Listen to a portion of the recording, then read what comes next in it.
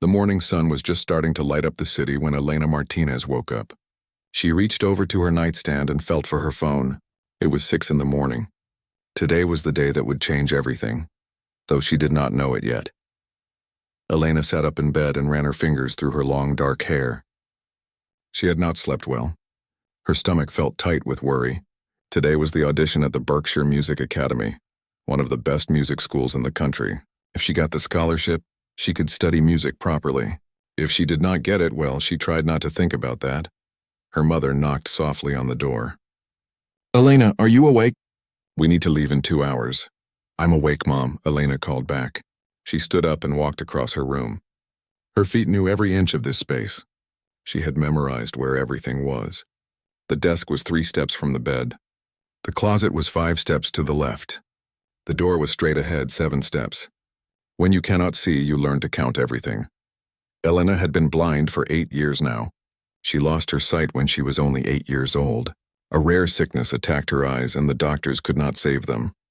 She remembered colors and faces from before, but those memories were fading now like old photographs left in the sun.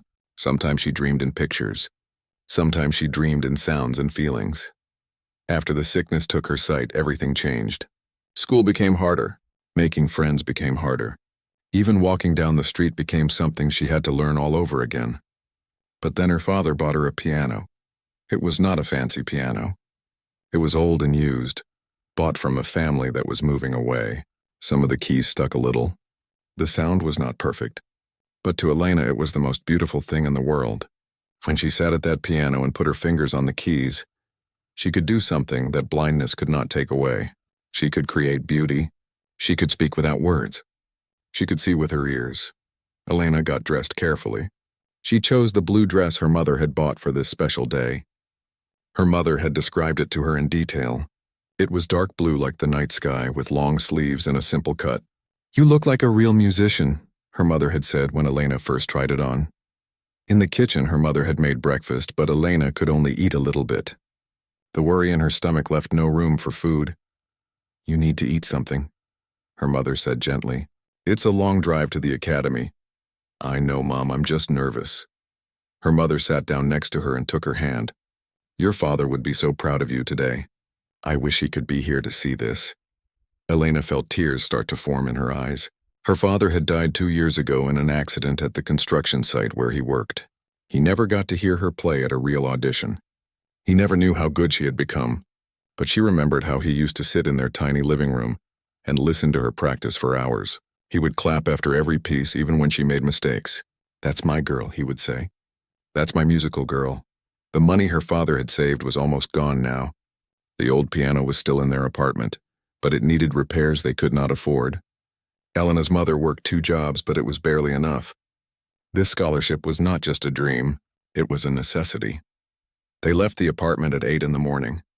Elena held her white cane in one hand and her mother's arm with the other. They took the bus to the train station, then the train to Berkshire. The whole journey took 3 hours. Elena spent the time going over the music in her head. She had chosen Rachmaninoff's Piano Concerto No. 2. It was a difficult piece, maybe too difficult. Her teacher, Mrs. Chen, had suggested something easier, but Elena wanted to show them what she could really do. Mrs. Chen had been teaching Elena for free for the past 4 years. She was an old woman from China who had once been a concert pianist herself. She saw something special in Elena, something worth nurturing. "You have gift," Mrs. Chen always said in her broken English. "Not just talent. Gift from universe. You must share it." When they arrived at the Berkshire Music Academy, Elena could hear the grandness of the place. The sounds echoed differently here. The ceilings were high. The hallways were wide. Everything smelled like old wood and furniture polish. Important places always had that smell. "It's beautiful," her mother whispered. "There are paintings on the walls and a huge staircase. The floor is made of marble." Elena did not need to see it. She could feel the importance of this place in the air itself. This was where serious musicians came. This was where futures were decided. Her mother guided her to the auditorium where the auditions were being held. They could hear music coming from inside. Someone was playing violin. They were very good. Elena's stomach tightened even more. They checked in with a woman at a desk outside the auditorium. "Elena Martinez?" the woman said. You're number 17. Please have a seat and wait for your name to be called. The waiting area had about 30 other young people. Some were with their parents. Some were alone. All of them looked nervous. Elena could hear whispers and the rustling of sheet music. Someone was practicing scales very quietly. Someone else was breathing like they might be sick. Elena and her mother found 2 chairs and sat down. Elena held her cane between her knees. Her hands were shaking a little. She tried to breathe slowly and calmly like Mrs. Chen had taught her. There are a lot of talented kids here, her mother whispered, but none of them have your heart. People were called one by one. Each audition seemed to last about 15 minutes. Elena counted them. Number 8, number 9, number 10, getting closer. Then she heard something that made her blood run cold. A man's voice speaking loudly enough for everyone to hear. Who approved that one? The voice said. It was sharp and cold. The blind girl. Number 17. Elena's mother squeezed her hand. Another voice, quieter, said something Elena could not hear. I don't care about diversity quotas, the first voice said. This is a serious institution. We're not here to make people feel good. We're here to train real musicians. Elena felt her face grow hot. She knew people were looking at her. She could feel their eyes. That's Victor Steinberg, someone whispered nearby. The famous pianist. He's one of the judges this year. Elena had heard of Victor Steinberg. Everyone who loved classical music had heard of him. He had played in concert halls all over the world. He had won every major award. He was considered one of the greatest living pianists, and he thought she did not belong here. Maybe we should leave, her mother whispered in her ear. You don't need this. There are other schools. No, Elena said firmly. I'm staying. I'm going to play. More numbers were called, 13, 14, 15, 16, then finally number 17. Elena Martinez. Elena stood up. Her legs felt weak, but she made them move. Her mother started to stand too, but Elena shook her head. I need to do this alone. She walked toward the auditorium entrance, tapping her cane ahead of her. Someone held the door open. The auditorium was huge. She could tell by the way sounds moved in the space. There must be hundreds of seats, Miss Martinez, a kind voice said. It was a woman. I'm Professor Williams. I'll guide you to the piano. The professor took Elena's arm gently and led her across the stage. Elena could hear whispers from the judges' table. She could feel people watching her. Then she heard that cold voice again. Victor Steinberg. This is a waste of everyone's time, he said, not even trying to whisper. Blindness is a tragedy, certainly, but compassion has no place in a serious audition. We're not a charity. Elena stopped walking. Her whole body wanted to turn around and run, but then she thought about her father. She thought about all those hours of practice. She thought about Mrs. Chen believing in her. She thought about that old piano in her apartment that her father had worked so hard to buy. I'm ready, Elena said, her voice steady. Professor Williams helped her to the piano bench and stepped away. Elena sat down and adjusted her position. She placed her white cane on the floor beside her. Then she lifted her hands and let them hover over the keys. The room became completely silent. Not a whisper. Not a cough. Not a breath. In that silence, Elena could hear everything. She could hear her own heartbeat. She could hear the creaking of chairs as people shifted. She could hear someone's watch ticking from the judge's table. She placed her fingers on the keys and felt the cool, smooth ivory beneath her fingertips. This was her language. This was where blindness did not matter. This was where she could show them who she really was. Elena took one deep breath, closed her eyes even though she could not see anyway, and began to play. The first notes of Rachmaninoff's Piano Concerto No. 2 filled the auditorium. Her left hand played the deep rolling chords while her right hand sang out the melody. The music was soft at first, like a question being asked. Then it grew stronger, more confident. Elena forgot about Victor Steinberg. She forgot about the scholarship. She forgot about being blind. There was only the music and her fingers and the story she was telling. She poured everything into those keys. Every loss, every struggle, every moment of joy, every memory of her father listening in their small apartment.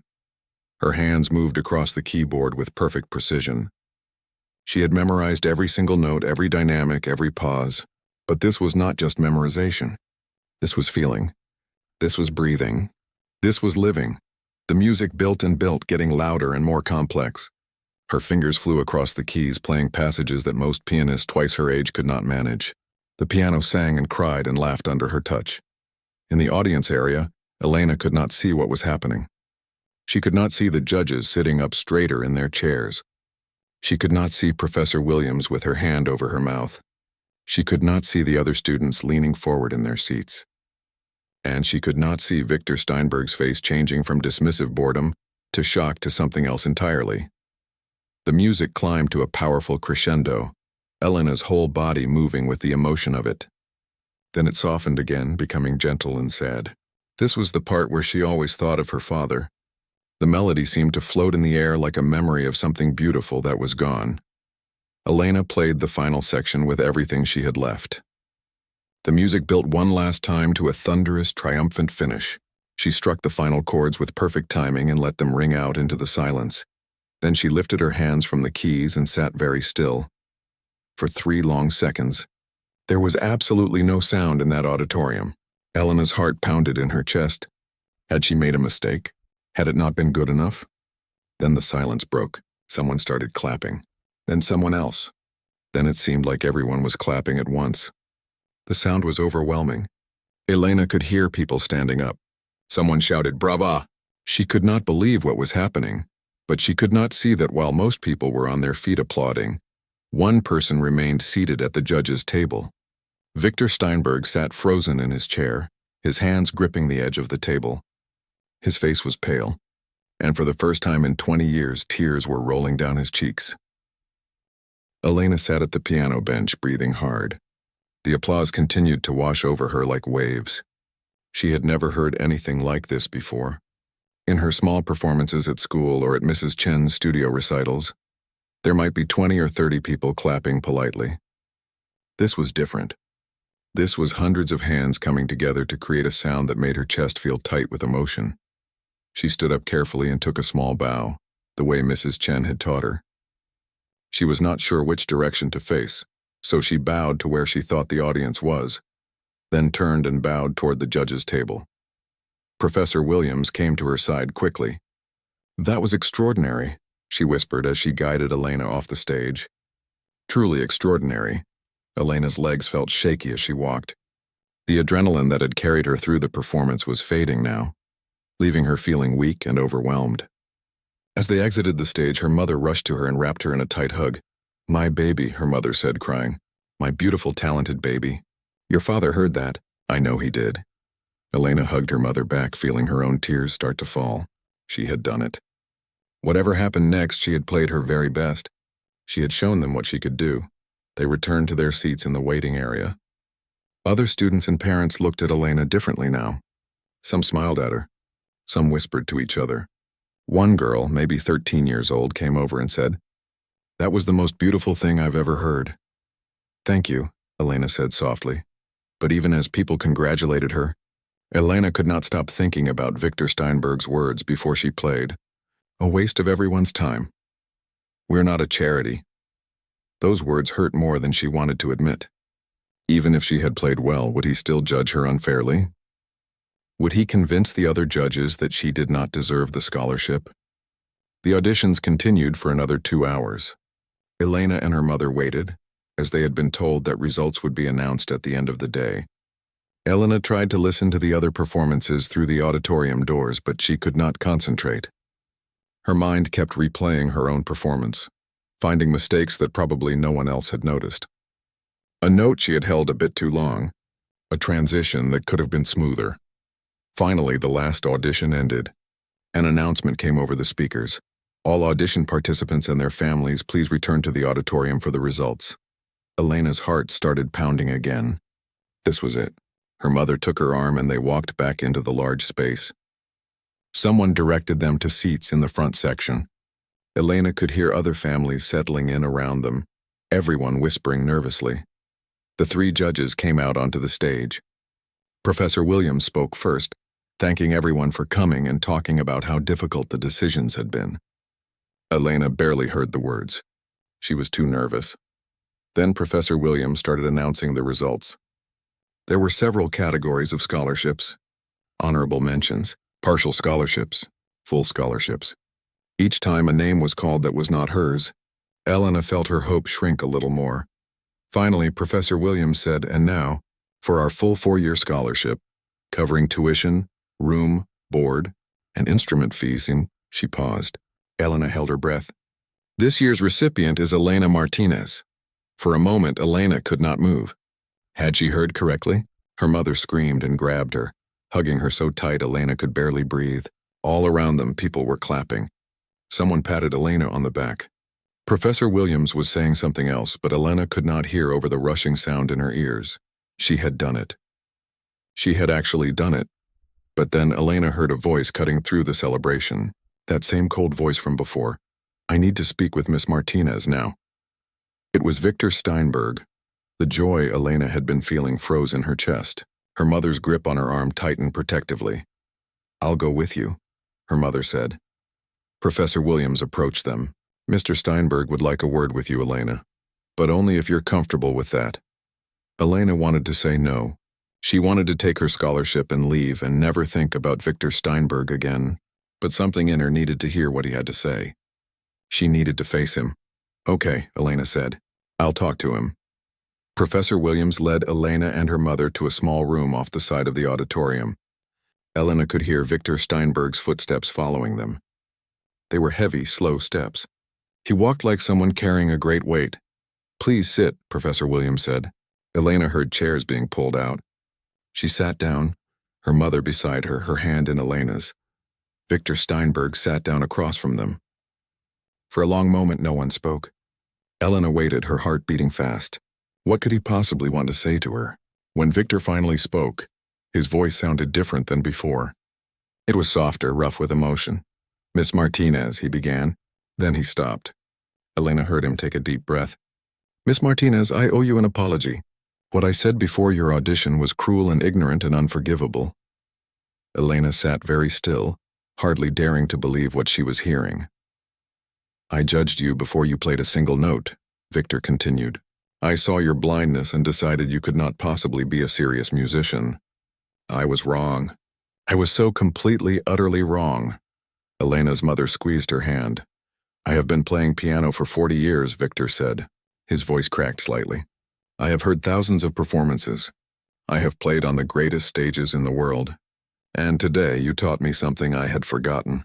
You reminded me what music truly is." "Thank you," Elena said quietly, not sure what else to say. "No," Victor said firmly. "Don't thank me. I don't deserve your thanks. I deserve your anger. What I said to you was the same prejudice I faced when I was young. I came to this country with nothing. People looked at me and decided I could not be a real musician because of where I came from, because of my accent, because I was different. I swore I would never do that to anyone else. And today I did exactly that. I became the thing I hated most." Professor Williams spoke gently. "Victor has been quite shaken by your performance, Elena. We all have been. But I think he wants to discuss something with you." Victor cleared his throat. "Miss Martinez, you have won the full scholarship." That was decided unanimously. All 3 judges agreed immediately after your performance.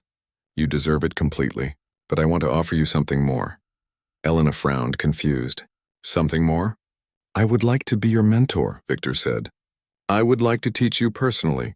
You have extraordinary natural talent, but with proper training, with someone who can help you refine your technique and interpretation, you could perform on the world's greatest stages. You could be truly exceptional." Elena's mind raced. Victor Steinberg wanted to teach her? The same man who had called her a waste of time? Her mother spoke for the first time. "Why? Why would you want to teach her? Is this because you feel guilty?" "Yes," Victor said honestly. "It is partly because I feel guilty. I should feel guilty. But it's also because I have never, in 30 years of teaching, heard anyone play the way your daughter played today. She has something that cannot be taught. But there are things I can help her develop. I can open doors for her. I can introduce her to people. I can help her reach her full potential." Elena shook her head slowly. "I don't want your pity." "It's not pity," Victor said urgently. "Please believe me. If you had played badly, I would not make this offer no matter how guilty I felt. I am offering this because you are genuinely, remarkably talented, because you deserve the best training available, and because," he paused, Because I think you can help me become a better teacher, a better person. I need to think about it, Elena said. She felt overwhelmed. Everything was happening too fast, of course, Victor said. Take all the time you need. The offer stands for as long as you need to decide. And regardless of whether you accept my mentorship, you have the scholarship. That's yours. You earned it, Professor Williams stood. Why don't we all take a break? Elena, your mother, you're welcome to walk around the campus if you'd like. The gardens are particularly lovely this time of year. Elena and her mother left the room. As soon as they were alone in the hallway, her mother said, You don't have to do this. We can find another teacher. You already have Mrs. Chen. I know, Elena said. But Mom, Victor Steinberg is one of the greatest pianists alive. If he really wants to teach me, if this is a real offer, if, her mother said. That's a big if. What if he's just trying to make himself feel better? What if he gives up on you after a few months? What if he still sees you as a project, not a real student? These were all the same questions spinning in Elena's head. She did not know the answers. They walked outside into the fresh air. Elena could feel the warmth of the sun on her face. She could hear birds singing and leaves rustling in the wind. Her mother described the campus to her. Beautiful old buildings, green lawns, students walking with instrument cases. This could be your life, her mother said softly. This could be your home for the next 4 years. It doesn't feel real, Elena said. They sat on a bench for a while, not talking, just being together. Elena thought about her father. What would he tell her to do? She thought about Mrs. Chen. What would she advise? She thought about the scholarship, about the chance to study music seriously, about Victor Steinberg's offer. After an hour, they went back inside. Professor Williams found them and said, Victor would like to speak with you again if you're willing. He has something to show you. They returned to the small room. Victor was there, and he had a laptop computer set up on the table. Miss Martinez, he said, while you were outside, something happened. Someone at your audition recorded your performance on their phone and posted it on the internet. Elena's stomach dropped. What? The video has been online for 3 hours, Victor said. It already has over 200,000 views. 200,000? Elena's mother gasped. Let me read you some of the comments, Victor said. I'm crying. This is the most beautiful thing I've ever heard. The way that judge tried to dismiss her before she played. He must feel so ashamed now. Blind or not, this girl is incredible. There are thousands of comments like this. The video is being shared everywhere. Elena did not know what to say. She had never imagined that anyone beyond the people in that auditorium would hear her play. This is just the beginning, Victor said. Tomorrow, news websites will pick up the story. Music blogs will write about you. People will want interviews. Your life is about to change, Miss Martinez, and you're going to need guidance on how to handle it. Professor Williams added, He's right, Elena. Fame can be overwhelming, especially unexpected fame. Having an experienced mentor could be very valuable. Victor's voice became earnest. I'm not trying to pressure you. I'm just trying to be honest about what's coming. The classical music world is small and it can be difficult to navigate. I made many mistakes when I was young because I had no one to guide me. I don't want you to make those same mistakes. Elena sat quietly, taking it all in. Finally, she spoke. If I agree to this, I have conditions. Name them, Victor said immediately. First, you have to promise to treat me exactly like any other student. No special treatment because I'm blind. No going easy on me because you feel guilty about what happened today. I promise, Victor said. I will push you harder than I've pushed anyone. You have my word. Second, if at any point I feel like you're treating me like a charity case or a project, I can walk away. No questions asked. Agreed. And third, Elena said, her voice firm, you have to apologize to me publicly. Not hidden in a small room. Publicly. I want other people who are blind or different to know that even when someone like you doubts them, they can prove those doubts wrong. There was a moment of silence. Then Victor said, Yes, I will do that. I should do that. Thank you for asking it of me. Elena took a deep breath. Then I accept. You can be my mentor. Her mother squeezed her hand, supporting her decision even though Elena could feel her worry. Victor's voice was thick with emotion. Thank you. I promise I will not let you down. We'll start slowly. 2 lessons a week to begin with, so you can adjust to everything else. We'll work on repertoire, technique, performance presence.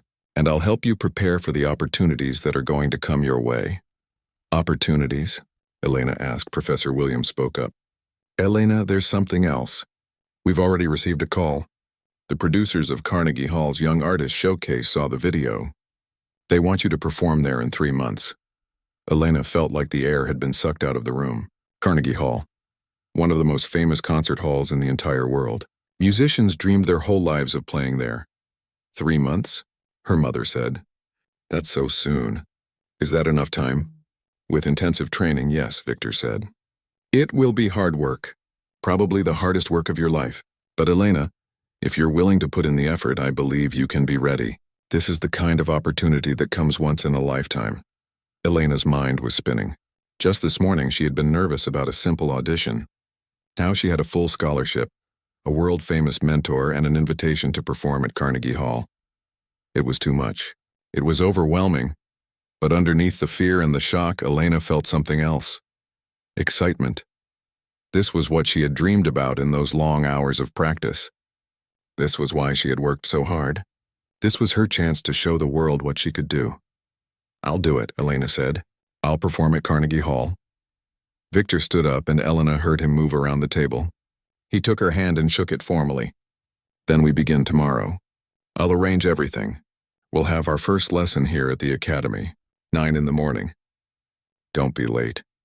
Elena smiled for the first time since entering this room. I won't be. As they left the academy that evening, Elena's phone began buzzing constantly with notifications. Her mother checked it and gasped. Elena, the video is up to 500,000 views now. And there are messages from reporters who want to interview you. Someone from a record company. Someone from a magazine. What do I do? Elena asked, feeling overwhelmed again. For tonight, nothing, her mother said firmly. Tonight, we go home and celebrate. Tomorrow, we figure out the rest. On the train ride home, Elena leaned her head against the window. She could feel the vibration of the tracks beneath them. Everything had changed in one day, one performance. One moment, she thought about what Victor had said, about how he had faced prejudice when he was young, about how he had become the thing he hated. People were complicated. They could be cruel and kind. They could make mistakes and learn from them. Elena had spent so long being angry at people who doubted her. Maybe it was time to show them that forgiveness was possible too. Her phone buzzed again. Another notification. Another person sharing her video. Another stranger listening to her play. Elena smiled to herself in the darkness. Her father would have loved this. He would have been so proud. What are you thinking about? Her mother asked softly. Everything, Elena said. I'm thinking about everything. The train carried them home through the night toward whatever came next. Elena woke up at 5 in the morning, 2 hours before her alarm was supposed to ring. She had been dreaming about Carnegie Hall, about playing in front of thousands of people and forgetting every note. Her heart was still racing from the dream. She got out of bed and walked to the piano in her living room. It was the same old piano her father had bought her all those years ago. Some keys still stuck a little. The sound was still not perfect. But it was home. She sat down and started playing scales, letting the familiar patterns calm her nerves. Today was her first lesson with Victor Steinberg. In the 3 days since the audition, Elena's life had turned completely upside down. The video of her performance now had over 2 million views. News articles had been written about her. Her phone rang constantly with people wanting interviews or offering opportunities. Her mother had to take time off work just to help manage everything. Mrs. Chen had come to visit yesterday. She had hugged Elena tight and said, I always know you have gift. Now world knows too. But there had been sadness in her voice. Elena was moving forward and Mrs. Chen, her first real teacher, was being left behind. You'll always be my teacher, Elena had told her. Victor can teach me technique, but you taught me heart. Mrs. Chen had cried a little then. You call me anytime you need. I am always here for you. Elena finished her scales and checked the time. 6 in the morning. She needed to get ready. The academy was a 3-hour journey, and Victor had been very clear. 9 o'clock. Don't be late. She showered and dressed in comfortable clothes. Her mother had packed her a bag with water and snacks. You don't know how long this will take, her mother said. Victor Steinberg might work you all day. The journey to the academy felt different this time. Last time, Elena had been just another hopeful student. Now she was the girl from the video, People on the train whispered and pointed. Someone asked for a photo. Someone else asked for her autograph. Elena tried to be polite, but it was strange and uncomfortable. When they arrived at the academy, Professor Williams was waiting for them at the entrance. "Good morning, Elena. Victor is already in the practice room. He's been here since 7. Professor Williams guided them through the building to a practice room on the 3rd floor. She knocked on the door and then opened it. "Elena is here." "Thank you, Professor." Victor's voice came from inside. "Please come in, Elena." Elena walked into the room. It smelled like wood and old books. She could hear the echo of the space. It was not large, but not tiny either. "Perfect for practice. Good morning," Elena said. "You're early," Victor said. "Good. Punctuality shows respect for music and for those who teach you." "Your mother can wait in the lounge down the hall?" "We have work to do." Elena's mother squeezed her shoulder and left.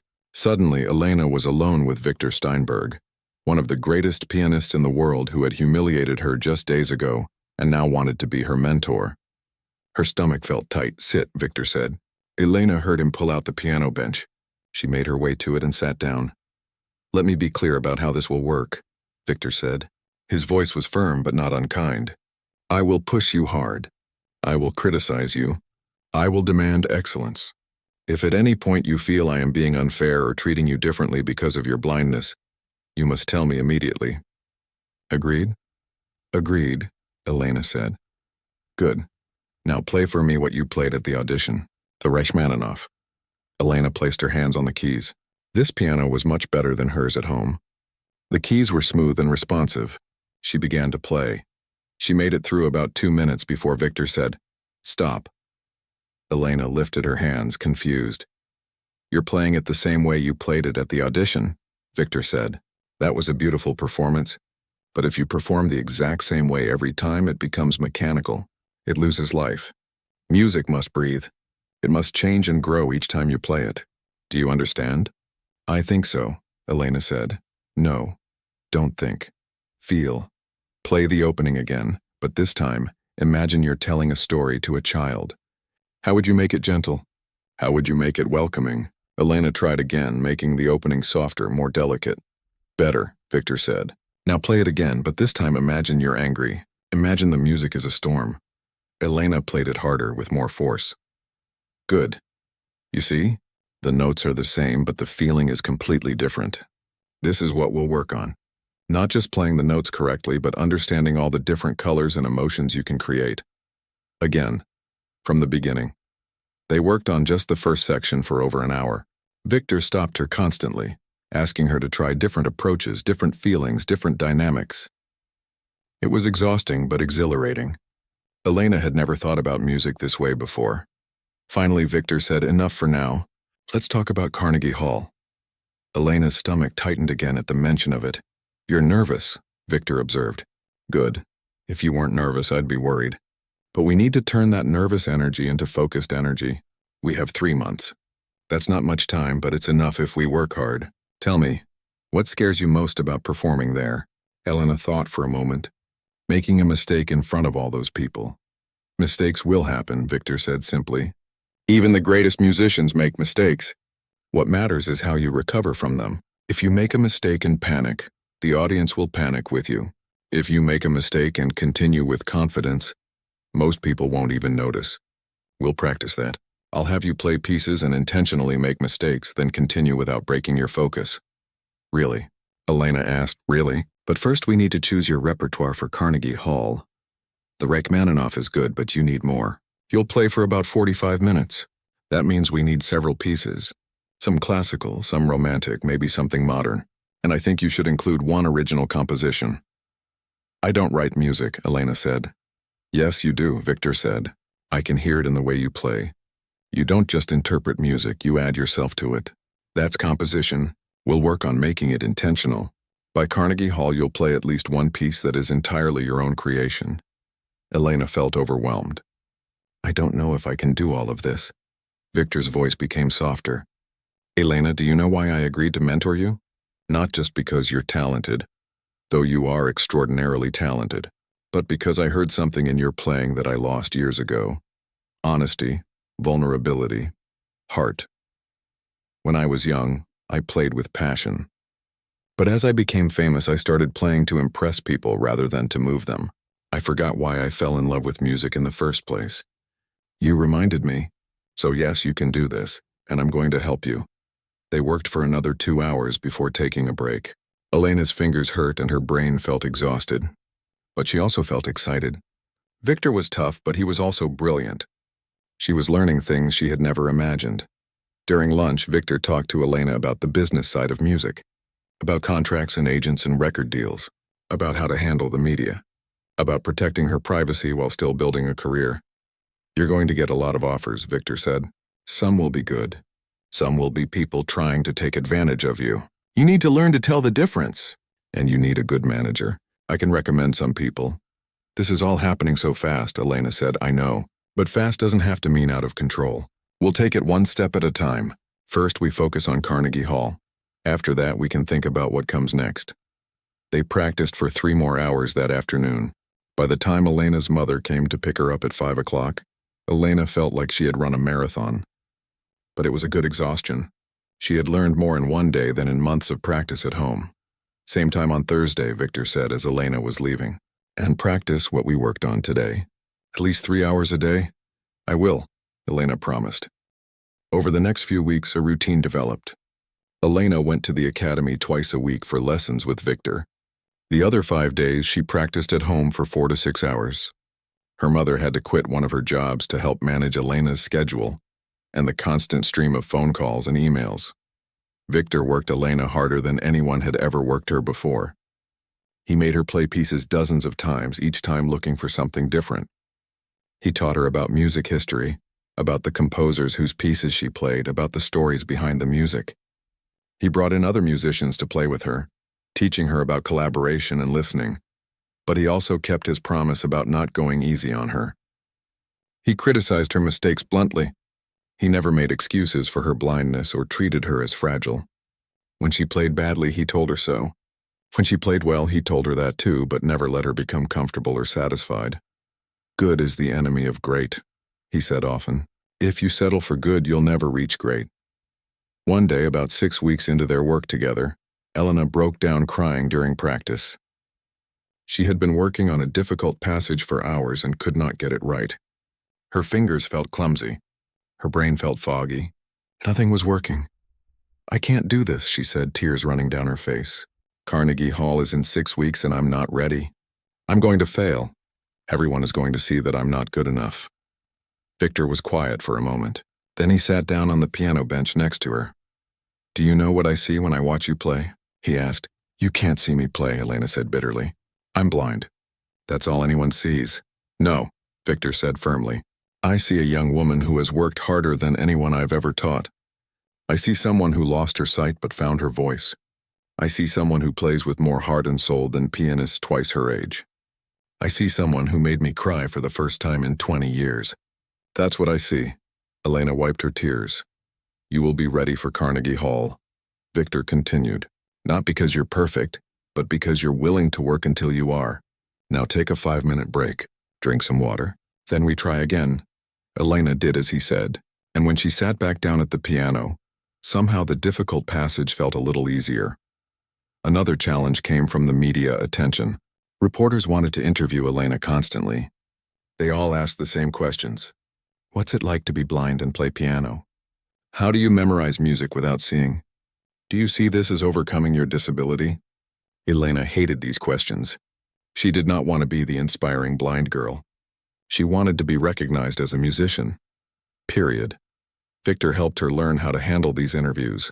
You can't stop them from asking, he said. But you can control your answers. Be honest, be yourself. But also be clear about who you are. You're a musician who happens to be blind, not a blind person who happens to play piano. One interview that went viral helped change the narrative. The reporter asked, What's it like to play piano without seeing?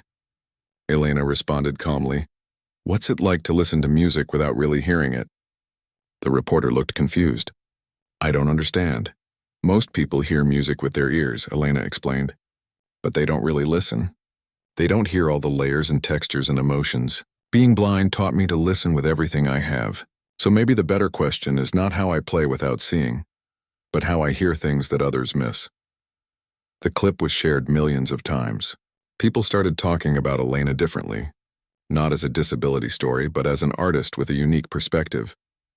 As Carnegie Hall drew closer, Victor's training became even more intense. He brought Elena to the academy almost every day.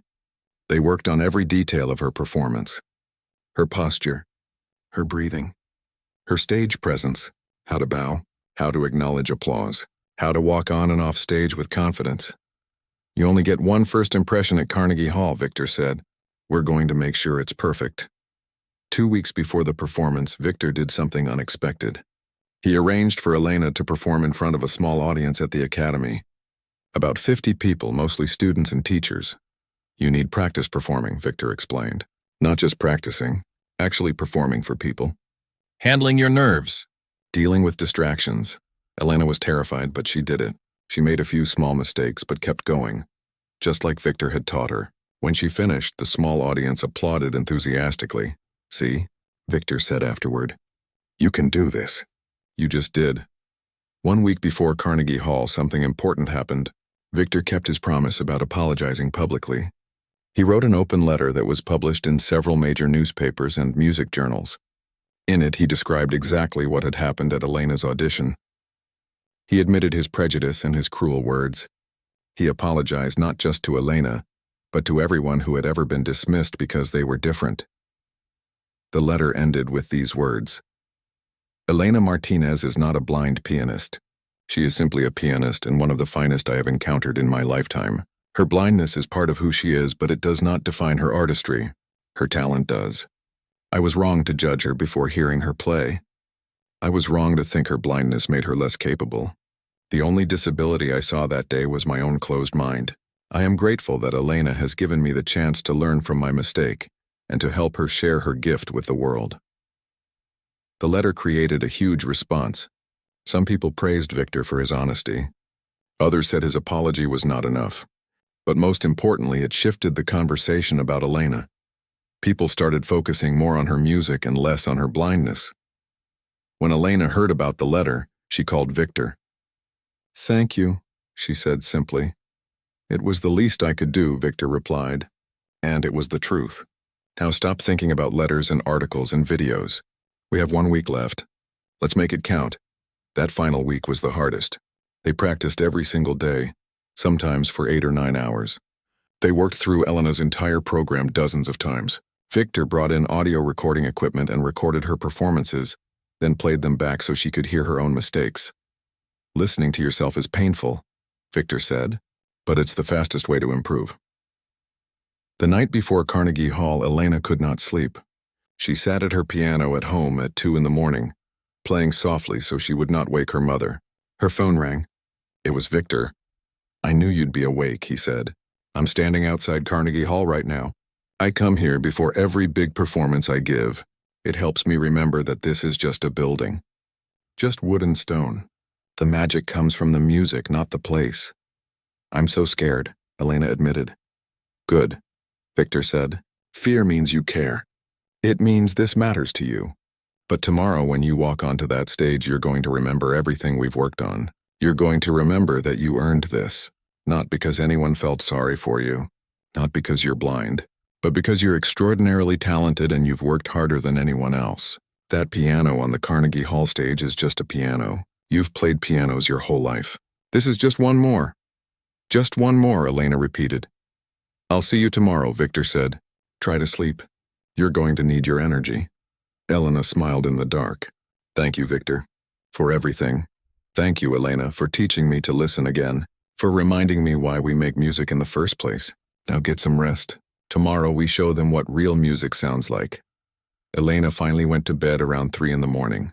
She dreamed again, but this time it was not a nightmare. She dreamed of her father sitting in the front row at Carnegie Hall, smiling and clapping. When she woke up, she felt ready. The morning of the Carnegie Hall performance arrived with gray skies and light rain. Elena woke at 7, having somehow managed a few hours of sleep. She lay in bed for a moment, listening to the rain tap against her window. Today was the day. Everything she had worked for over the past 3 months came down to this one performance. Her mother knocked softly and came in. Good morning, baby. How are you feeling? Terrified, Elena said honestly, and excited, both at the same time. That sounds about right, her mother said with a gentle laugh. She sat on the edge of Elena's bed. I have something for you. I've been saving it for today. Elena heard her mother opening something. Then she felt something being placed in her hands. It was small and hard and cool to the touch. A phone, she realized. An old phone. What is this? Elena asked. Your father's old phone, her mother said, her voice thick with emotion. I've been keeping it charged all these years. There's a voice message on it. He recorded it for you when you were first learning piano, before he got sick. I think he'd want you to hear it today. Elena's hands trembled as her mother showed her which button to press. She held the phone to her ear and pressed play. Her father's voice came through the speaker. Warm, kind, alive. Hello, my musical girl. If you're hearing this, it means you're about to do something important with your piano. I want you to know how proud I am of you. Not because you can play piano, but because you never gave up. When you lost your sight, I was so scared for you. I didn't know how you would live in a dark world. But then I saw you find the light in music. You took something that could have destroyed you and you turned it into something beautiful. That's not just talent, Elena, that's strength. That's courage. So today, whatever you're doing, whoever you're playing for, remember that you are strong. You are brave. And you are so, so loved. I believe in you. I always have. I always will. Now go make beautiful music, my Elena. The message ended. Elena was crying. Her mother was crying. They held each other for a long time. He would be so proud of you today, her mother whispered. Elena nodded, unable to speak past the lump in her throat. They spent the morning going through Elena's routine. A light breakfast, gentle stretches for her hands and arms, some quiet practice on her home piano just to warm up her fingers. Elena's mother had bought her a new dress for today. It was deep purple, elegant and simple. Her mother described it in detail as Elena put it on. You look beautiful, her mother said. Professional, like a real artist. A car arrived at noon to take them to Carnegie Hall. The driver was quiet and professional. As they drove through the city, Elena tried to breathe slowly and calmly the way Victor had taught her. In through the nose, out through the mouth. Stay present, don't think too far ahead. When they arrived at Carnegie Hall, Elena could feel the size and importance of the building just from how sounds echoed around her. People were everywhere. Voices talking, feet walking, doors opening and closing. Someone approached them quickly. Elena Martinez? I'm Sarah, the stage manager. Welcome to Carnegie Hall.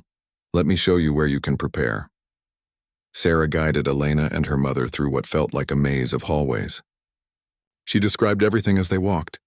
The photographs on the walls of famous musicians who had performed here. The plaques listing legendary performances. The history contained in these walls. They arrived at a private dressing room.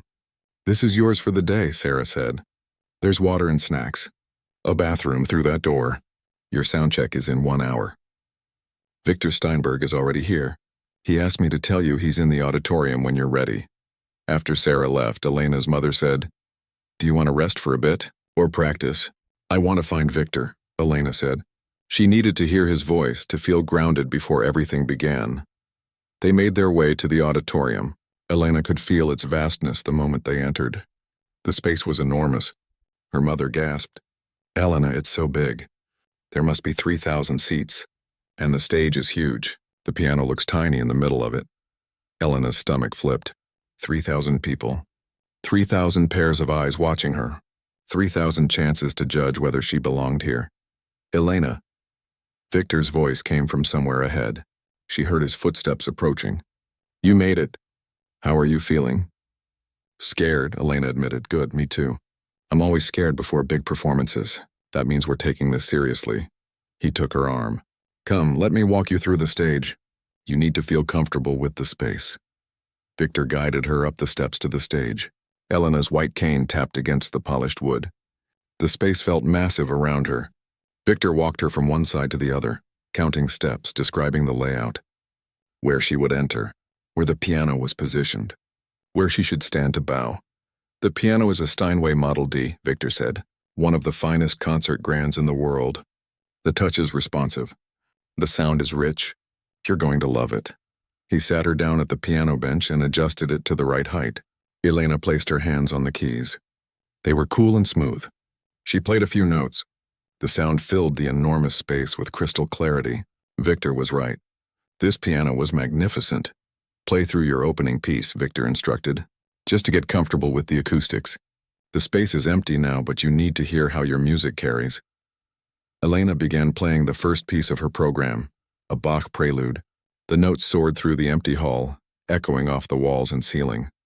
It sounded different from any piano she had played before. Fuller, richer, more alive. Beautiful, Victor said when she finished. You hear how the sound travels? You'll need to be aware of that tonight. When the hall is full of people, the acoustics will change slightly. The sound will be warmer, less echo, but this piano will work with you. Trust it. They spent the next hour going through technical details. Lighting cues that did not matter to Elena but helped the audience. Where the stage manager would be positioned, how long to pause between pieces, every little detail that could make the performance smoother. Finally, Victor said, "That's enough. You need to rest now. Save your energy for tonight. I'll come get you 1 hour before the performance." Back in the dressing room, Elena tried to rest, but her mind would not stop racing. She kept thinking of all the things that could go wrong. What if she forgot the music? What if she tripped walking to the piano? What if her hands froze up? What if she disappointed everyone?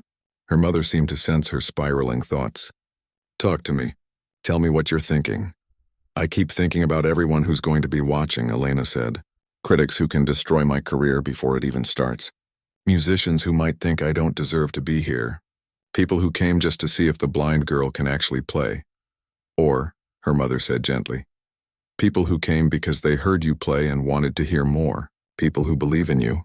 People who are excited to witness something special. Elena, you've already proven yourself 100 times over. Tonight is not about proving anything. It's about sharing your gift. That's all. What if I'm not good enough?" Elena whispered. "You are good enough," her mother said firmly. "You are more than good enough. And your father knows it." "I know it. Victor knows it. Now you need to know it too." Elena took a deep breath and nodded. Her mother was right. She had worked too hard and come too far to doubt herself now. The hours passed slowly. Elena practiced some finger exercises, but mostly just tried to stay calm.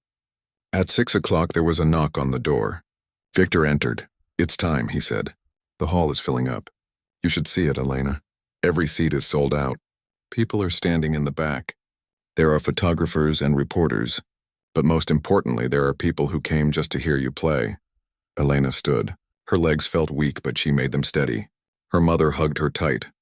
"I love you so much. I'll be in the front row, right where you leave the stage. I'll be there when you walk off, no matter what happens." "I love you too, Mom," Elena said. Victor took her arm, and they began the walk to the stage. Through the hallways, past other musicians warming up in practice rooms, past stage crew rushing around with last-minute preparations. Elena could hear the murmur of the crowd in the auditorium, thousands of voices blending together into a low roar. They stopped in the wings, just off stage. The curtain was still closed. Sarah, the stage manager, was there with a headset on, coordinating everything. 5 minutes, Sarah said. "Victor, you'll need to go to your seat soon." "I'm not sitting in the audience," Victor said. "I'm staying here in the wings. I want to be where Elena can hear me if she needs me." "Are you allowed to do that?" Elena asked. "I'm Victor Steinberg," he said with a hint of amusement. "I can do what I want. Now listen to me one last time before you go out there. You have prepared as well as anyone possibly could. You know this music inside and out. You have the talent. You have the heart. All you need to do now is trust yourself and play the way you've been playing for the past 3 months. This is not about being perfect. This is about being real, about connecting with the audience through your music. Can you do that?" "Yes," Elena said, and she meant it. "Good. One more thing." Victor pressed something small and hard into her hand. Elena felt it. A coin. "That was my good luck charm when I was young. My grandmother gave it to me before my first big performance. Now I'm giving it to you. Not because you need luck, but because you've earned it." Elena closed her fingers around the coin. "Thank you." 3 minutes, Sarah announced. Elena could hear the crowd settling in their seats. The lights must be dimming. Her heart was pounding so hard she could feel it in her throat. This was really happening. 2 minutes. Elena handed her white cane to Victor. She would not need it on stage. She had memorized every step from the wings to the piano. She rolled her shoulders, stretched her fingers one last time. 1 minute. The announcer's voice boomed through the auditorium. Ladies and gentlemen, welcome to Carnegie Hall's Young Artists Showcase.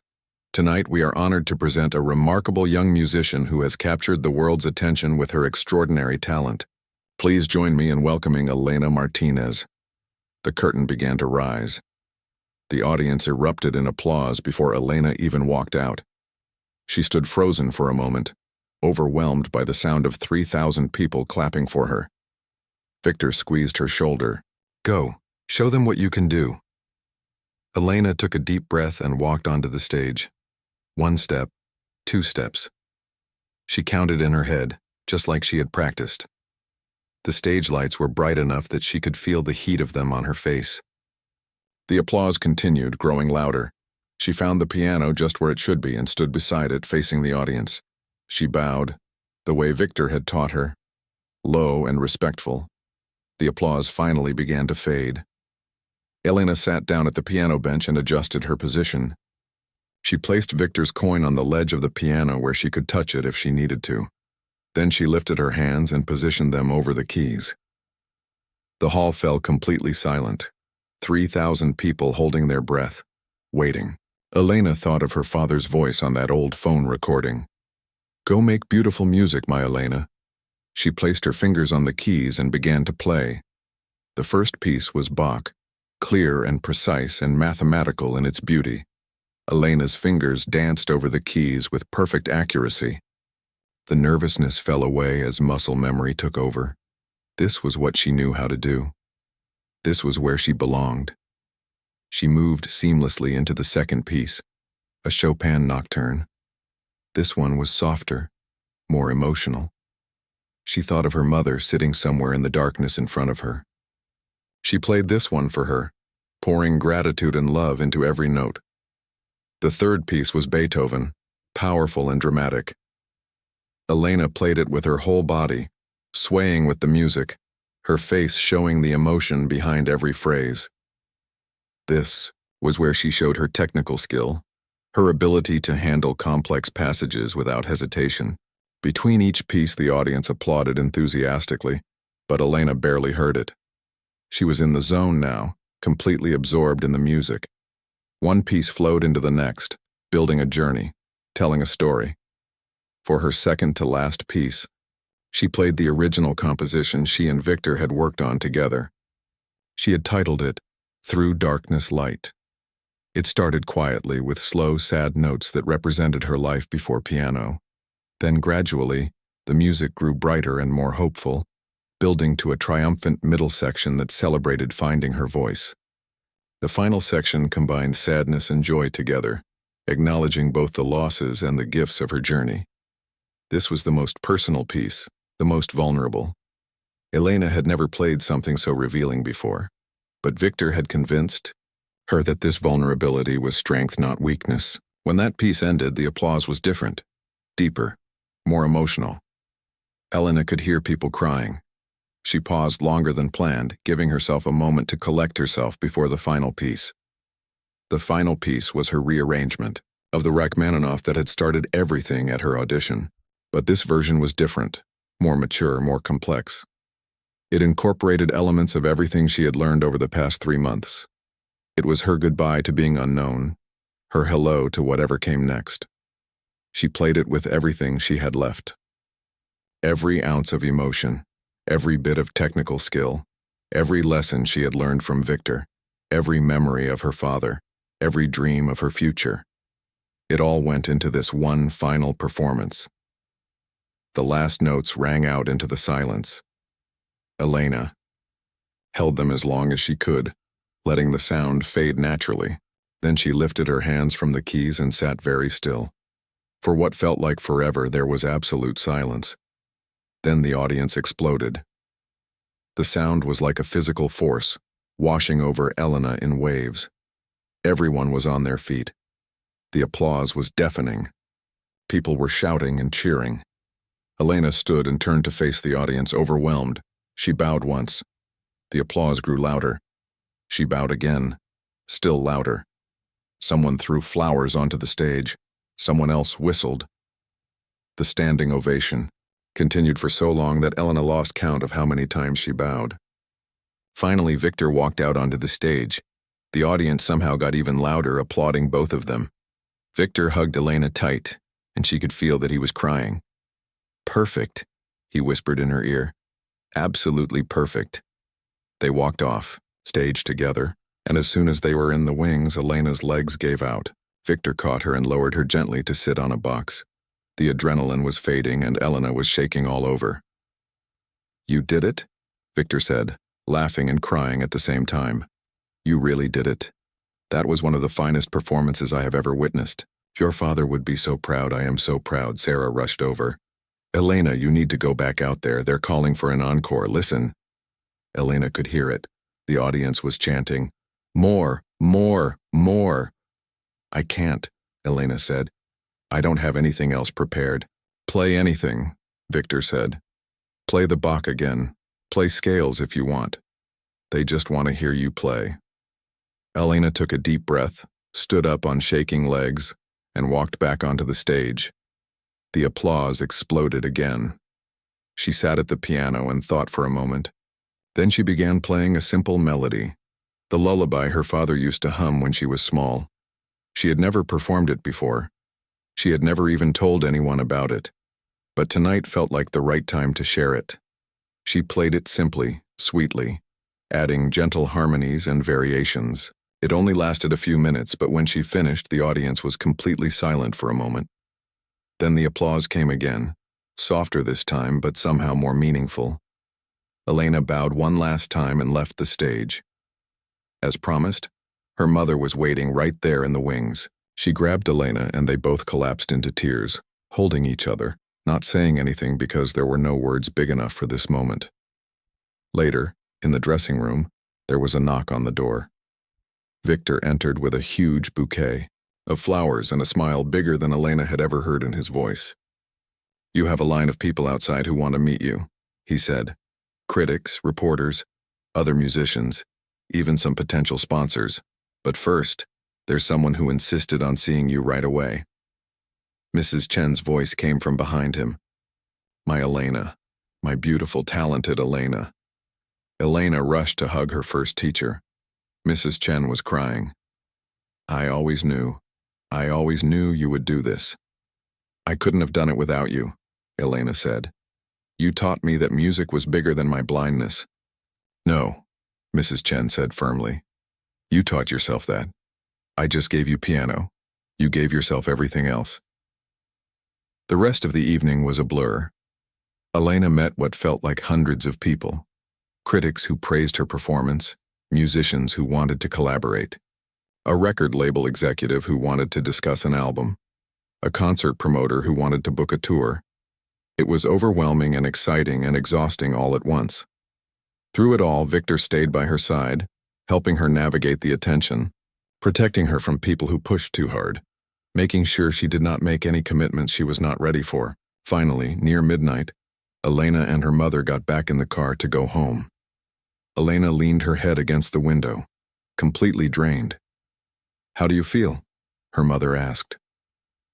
Elena thought about it. "Like everything changed tonight." "It did," her mother agreed. "But you're still the same Elena. My daughter who never gave up, who turned pain into beauty, who proved that talent and heart matter more than eyes." Elena smiled. She thought about her father's recording, about Victor's transformation from cruel critic to devoted mentor, about Mrs. Chen believing in her from the start, about all the hours of practice and tears and determination that had led to tonight. But mostly, she thought about tomorrow and all the tomorrows after that, because tonight was not an ending. It was a beginning. The morning after Carnegie Hall, Elena woke to her phone buzzing nonstop. She reached for it sleepily and felt dozens of notifications, text messages, emails, social media mentions. Her mother knocked on her door and came in sounding excited but also worried. Elena, you need to see what's happening. Well, I need to tell you what's happening. The reviews are out. Every single one of them is calling your performance extraordinary. The New York Times headline says, Martinez redefines classical piano. The reviews are all 5 stars. Perfect scores. Elena, you did it. Elena sat up in bed trying to process this. After months of work and worry, after years of people doubting her, the critics agreed that she belonged here. She had not just done well. She had excelled. There's more, her mother continued. Your performance video from last night has already been viewed millions of times. And the offers are pouring in. Concert halls wanting to book you. Symphony orchestras wanting you to perform with them. 3 different record labels. A television show wants to interview you. Elena, your life is about to change completely. Elena felt a mix of emotions. Excitement, yes, but also fear. What if this was all too much? What if she could not handle it? What if the next performance was not as good and everyone decided she was just a one-time wonder? Her phone rang. It was Victor. Good morning, musical genius, he said, and she could hear the smile in his voice. Have you seen the reviews? My mom just told me about them, Elena said. They're not exaggerating. Elena, what you did last night was historic. People will be talking about that performance for years, but now we need to talk about what comes next. Can you and your mother come to the academy today? We need to make some decisions about your future. 2 hours later, Elena and her mother sat in a meeting room at the academy with Victor and 2 other people. Victor introduced them as Rachel Kim, a music manager he trusted, and David Foster, an entertainment attorney who specialized in classical musicians. Elena, Rachel began, you have about 37 serious offers on the table right now. Concert performances, recording contracts, endorsement deals. We need to help you figure out which ones make sense and which ones don't. For the next 3 hours, they went through everything. A European concert tour that would take 3 months. A recording contract for 2 albums. An offer to perform at the White House. An invitation to play with the Boston Symphony Orchestra. A documentary crew that wanted to film her life. A piano company that wanted her to endorse their instruments. Elena's head spun with all of it. How do I choose? She asked. We choose based on what's best for your career long term, Rachel said. Not just what pays the most or sounds the most exciting. We build carefully. We make sure you have time to keep learning and growing. We don't burn you out in the first year, Victor added. And we make sure you finish your education. The scholarship you won is still good. You still need to study at the academy. Fame is wonderful, but training is essential. You're only 16. You have your whole career ahead of you. We don't rush it. They decided on a plan. Elena would accept selective performance opportunities. No more than 1 per month for the first year. She would sign with Rachel as her manager. She would record 1 album, but take time to do it right. And most importantly, she would continue her studies at the academy, working with Victor and other teachers to keep developing her skills. What about the documentary? Her mother asked. The crew that wants to film Elena's life? Elena shook her head immediately. No, I don't want cameras following me everywhere. This isn't about my story. It's about the music. Good answer, Victor said approvingly. Never let anyone turn you into a spectacle. You're an artist, not entertainment. Over the next few weeks, Elena tried to adjust to her new life. She moved into a dorm at the academy so she could study full-time. Her room was small but comfortable, and it had a piano. She practiced every morning before classes, then attended lessons and theory classes during the day, then practiced more in the evening.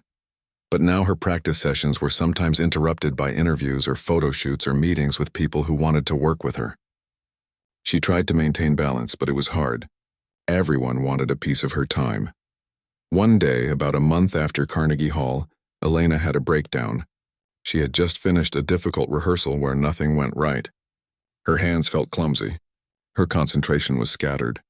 Victor had been more critical than usual, pushing her to play better, and Elena finally snapped. I can't do this, she shouted, standing up from the piano. Everyone expects me to be perfect now. 1 great performance and suddenly I'm supposed to be a genius who never makes mistakes. Well, I'm not. I'm just a 16-year-old girl who's tired and overwhelmed and has no idea what she's doing.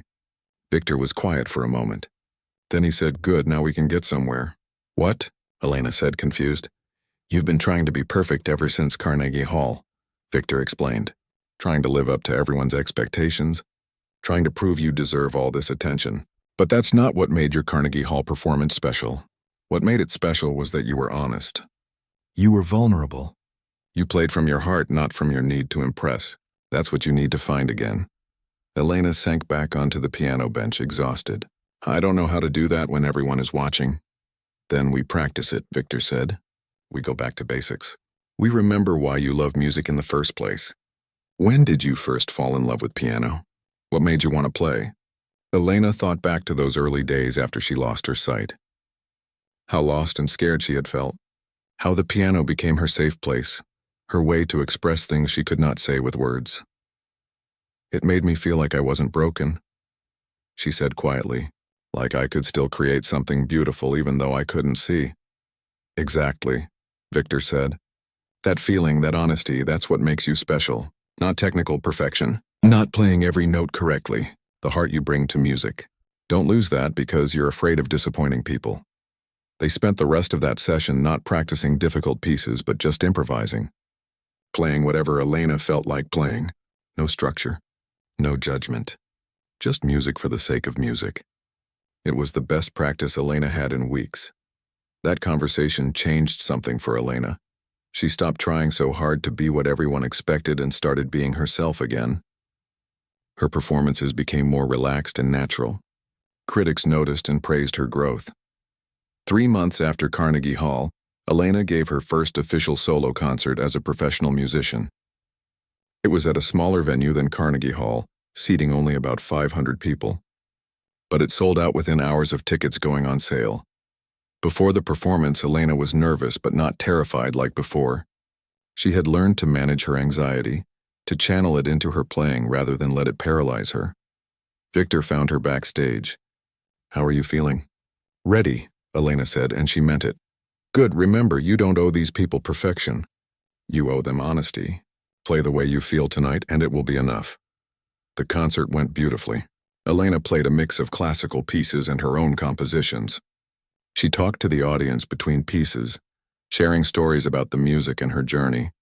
It felt less like a formal performance and more like a conversation. The audience loved it. After the concert, a young girl approached Elena. She had a white cane just like Elena's. Her mother was with her. Miss Martinez, the girl said shyly. I'm Anna, I'm 9. I've been blind since I was born, and I just started learning piano because of you. My teacher says I'm getting good. Elena's heart swelled. She knelt down to the girl's level. That's wonderful, Anna. Can I give you some advice? Yes, please, Anna said eagerly. Don't let anyone tell you that being blind means you can't do something. If you love music, work hard at it. Practice even when it's frustrating. And remember that your blindness isn't a weakness. It makes you listen differently, feel differently, understand music differently. That's a gift. Anna hugged Elena and Elena hugged her back. This, she realized, was why everything had happened. Not just for her own success, but to show other kids like Anna that their dreams were possible too. 6 months after Carnegie Hall, Elena went back to the Berkshire Music Academy for a special event. The Academy was holding a benefit concert to raise money for scholarships, and Elena had agreed to perform. But there was another reason she wanted to be there. She had made a request to the Academy Board and they had agreed. Today they would be announcing a new scholarship program, the Elena Martinez Scholarship for Students with Disabilities. Every year, at least one student with a physical disability who wanted to study music would receive a full scholarship to the Academy, just like Elena had. But Elena had gone further.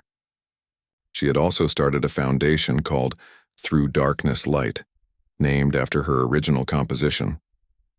The foundation provided free instruments and music lessons to children with disabilities who could not afford them. Victor had helped her set it up and donated a significant amount of money to get it started. This is your real legacy, Victor told her as they prepared for the benefit concert. Not the performances or the recordings, this helping others like you. Opening doors for people who've been told they don't belong. You changed my life, Elena said simply. You believed in me when I needed it most. You pushed me to be better. And you showed me that people can grow and change, that mistakes don't have to define us. They hugged. This unlikely pair who had started as adversary and victim and had become teacher and student, then colleagues, then friends. 1 year after Carnegie Hall, Elena released her first album. It was called Seeing Sound and featured a mix of classical pieces and original compositions. The album received critical acclaim and commercial success. It debuted at #1 on the classical music charts. But for Elena, the most meaningful moment came when Mrs. Chen called her after listening to the whole album. "You have grown so much," Mrs. Chen said. "But you still have the heart I heard when you were young. You have not lost yourself in the fame. That is the hardest thing for artists. But you did it. Your father would be so proud. I am so proud." Elena was invited to perform all over the world: London, Paris, Tokyo, Sydney. She played in historic concert halls and contemporary venues. She collaborated with orchestras and other soloists. She continued to compose her own music, but she also made sure to perform in smaller venues, especially schools and community centers. She wanted young people, especially those with disabilities, to see that someone like them could achieve their dreams. One of her most memorable performances was at a school for blind children. There were only about 100 students in the audience, ranging from 5 years old to 18. Elena played for them and then spent the afternoon giving individual lessons to students who played instruments. "You're wasting your time here," one of the school administrators said, trying to be complimentary. "You could be performing for thousands of people and making a lot of money." "This isn't a waste of time," Elena said firmly. "This is exactly what I should be doing. These kids need to see that someone like them made it. They need to know it's possible. That's more important than any concert hall." 2 years after Carnegie Hall, Elena turned 18. She was now a full-time student at the academy, while also maintaining a performance career. She had learned to balance both, though it was not always easy. She still had moments of doubt and exhaustion. She still sometimes felt overwhelmed by expectations, but she had also learned something important. She was not defined by one performance or one review or one person's opinion. She was defined by her dedication to music, her commitment to helping others, and her willingness to stay true to herself, despite the pressure to be someone else. Victor continued to be her mentor, but their relationship had evolved. He now consulted with her on his own performances and compositions. He valued her perspective and her unique way of hearing music. They had become true collaborators. One day they were working on a new piece Elena was composing. It was more ambitious than anything she had written before, incorporating elements of classical, jazz, and modern music. "This is extraordinary," Victor said as he listened to her play through it. "You're not just playing music anymore. You're creating new musical language. You're pushing boundaries." "You taught me that," Elena said. "You taught me that music should evolve and grow. That we shouldn't be afraid to try new things." "No," Victor said. "You taught yourself that. I just stopped standing in your way." The piece Elena was working on would eventually be performed by a major symphony orchestra with Elena as the featured soloist. But more than that, it would be published and played by musicians around the world. It would become one of her most celebrated works. On the 3rd anniversary of her Carnegie Hall debut, Elena was invited back to perform there again. This time the concert was a celebration of everything she had accomplished. The program included pieces she had played at her debut, her newer compositions, and a collaborative piece she had written with Victor. Before the performance, Elena stood backstage in the same spot where she had stood 3 years ago, terrified and uncertain. Now she felt confident but still respectfully nervous. She would always be nervous before performances. That meant she still cared deeply about the music. Victor stood beside her just like he had 3 years ago. But this time he was also performing. They would play a duet, their first public performance together. "Are you ready?" he asked. "Yes," Elena said. "Thank you for everything, Victor. For believing in me.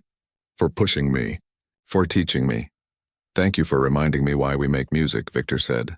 "For teaching me to listen again. For showing me that the best students can also be the best teachers."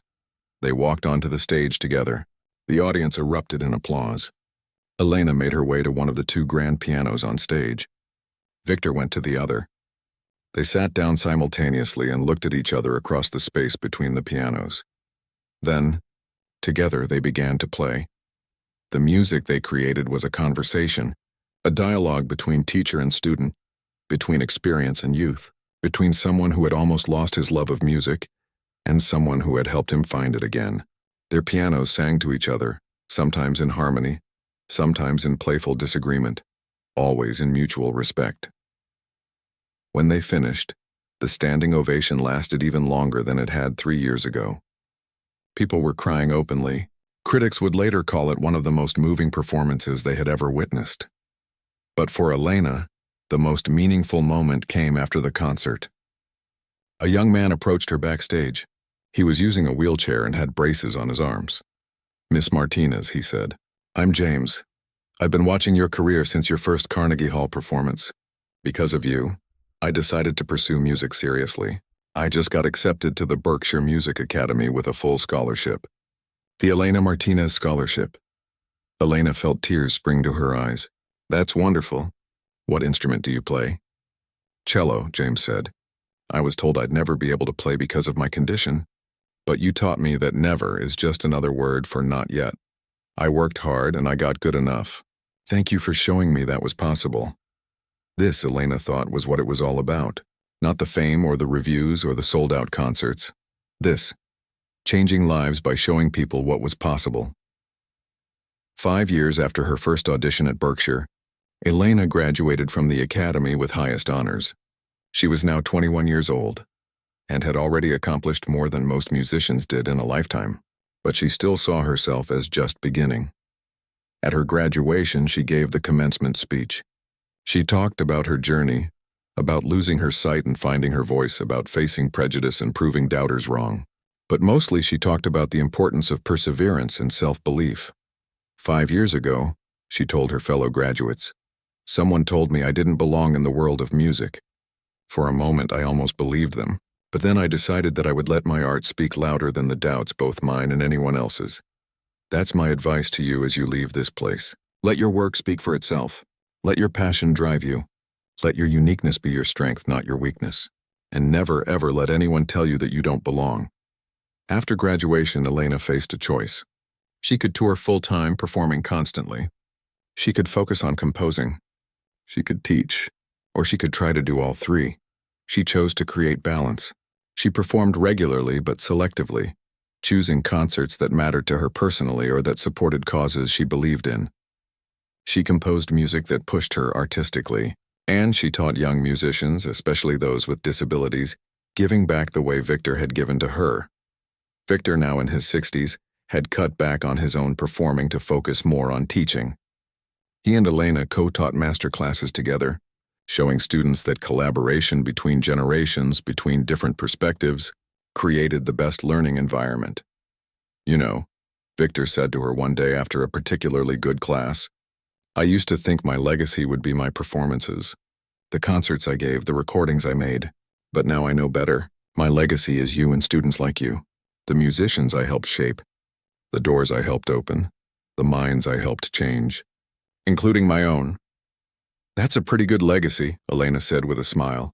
10 years after that first audition, Elena was invited back to the Berkshire Music Academy for a special ceremony. They were renaming the main auditorium. It would now be called the Martinez Performance Hall. Elena stood on the stage where she had first played for Victor, where he had dismissed her so cruelly, where she had proved him wrong with one performance. The room was filled with students, teachers, board members, and supporters. The Academy president gave a speech about Elena's contributions to music and to the Academy. Then Elena was invited to speak. She stood at the podium, her white cane beside her, and addressed the audience. 10 years ago, I walked into this room terrified," she began. "I was a scared 16-year-old who had been told she didn't belong here. This room, this stage, represented everything I wanted and everything I thought I couldn't have. But that day changed my life, not because I played well, but because someone was willing to admit they were wrong and help me prove it." She turned toward where Victor sat in the front row. "Victor, could you please join me up here?" Victor stood and made his way to the stage. Elena took his hand. "This hall isn't being named after me alone," Elena said. "It's being named after what happened here.